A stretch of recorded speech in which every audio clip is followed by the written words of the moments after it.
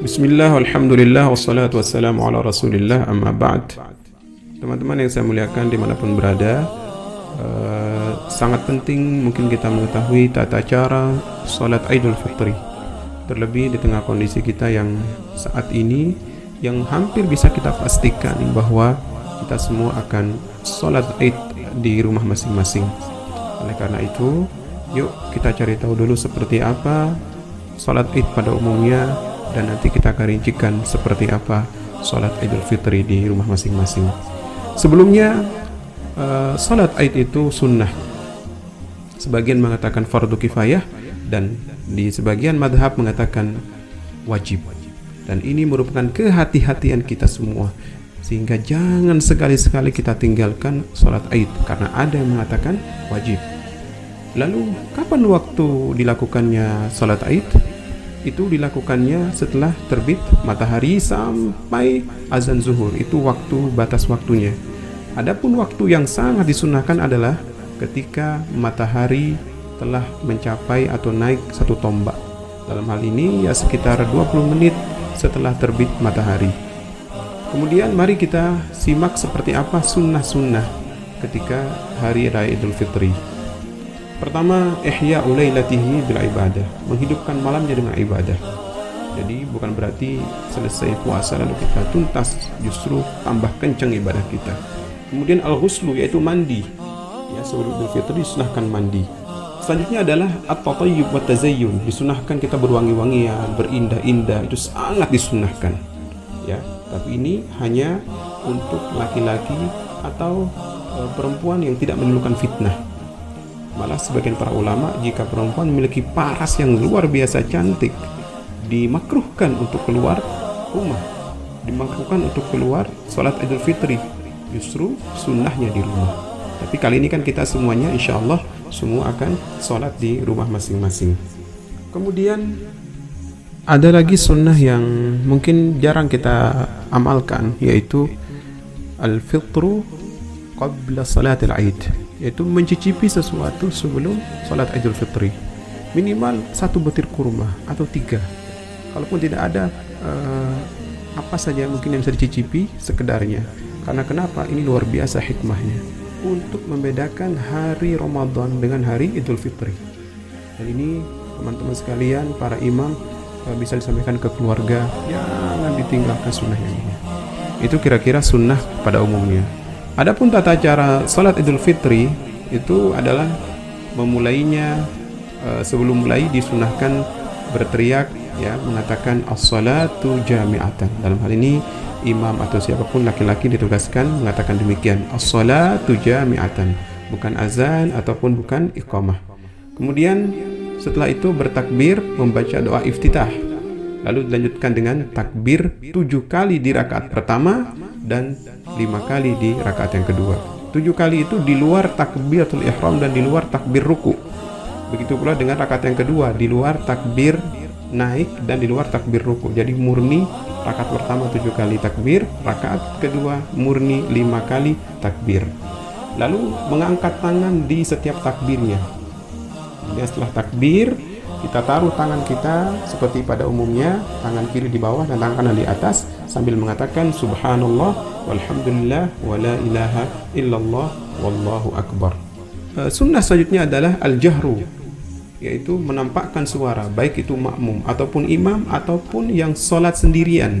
Suara apa? Suara subhanallah walhamdulillah wala ilaha illallah wallahu akbar. Kemudian bagaimana jika terjadi kelebihan takbir atau kurang takbir? Enggak masalah, karena pada umumnya ini semua sunnah. Akan tetapi kita akan kehilangan momen Idul Fitrinya, di mana kita harus betul-betul sempurnakan salat Id itu sesuai dengan sunnah Nabi sallallahu alaihi wasallam. Adapun jika kurang atau lebih takbir tidak jadi masalah. Dan ini para imam harus berhati-hati, ya, pelan-pelan, tidak usah terburu-buru.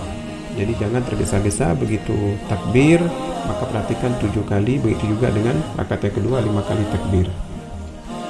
Selanjutnya adalah jika hafal, maka bacalah rakaat pertama surah Al-A'la, yaitu Sabbihisma rabbikal a'la.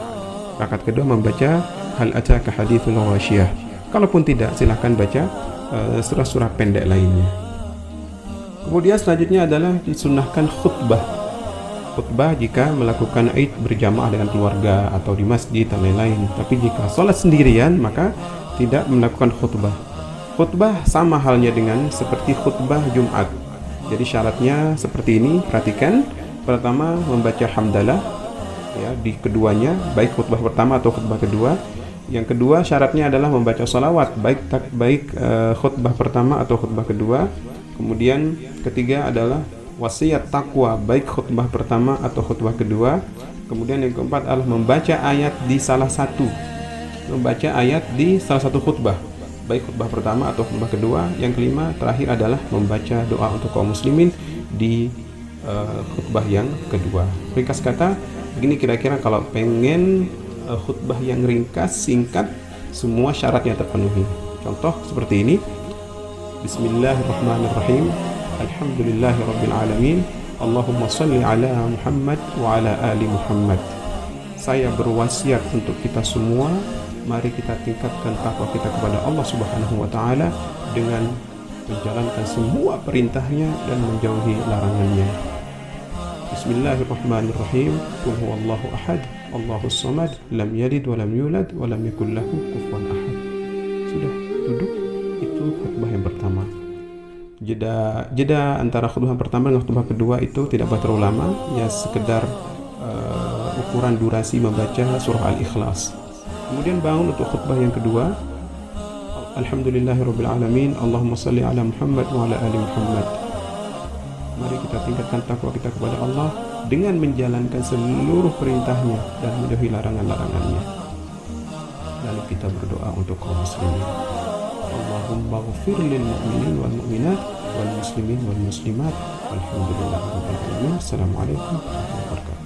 Tapi jika ingin ditambah dengan kalimat-kalimat ya kasih rasa syukur kepada Allah Subhanahu wa taala, nikmat kita berkumpul sekeluarga, silahkan ditambah. Ya, intinya yang penting syaratnya yang 5 tadi tidak boleh satu pun hilang supaya untuk mendapatkan nilai atau sunnah daripada khutbah itu. Itulah kira-kira tata cara salat Id di rumah. Dan satu lagi yang tidak kalah penting mungkin kami ingatkan, disunnahkan kita membaca takbir atau memperbanyak takbir mulai dari terbenamnya matahari pada malam 1 Syawal sampai takbiratul ihram kita di salat Id. Jadi selama durasi itu disunnahkan kita mengucapkan takbir. Allahu akbar, Allahu akbar, Allahu akbar. La ilaha illallah, wallahu akbar, Allahu akbar, walillahil hamd. Jadi kira-kira seperti itu tata cara salat Idul Fitri di rumah kita, insyaallah.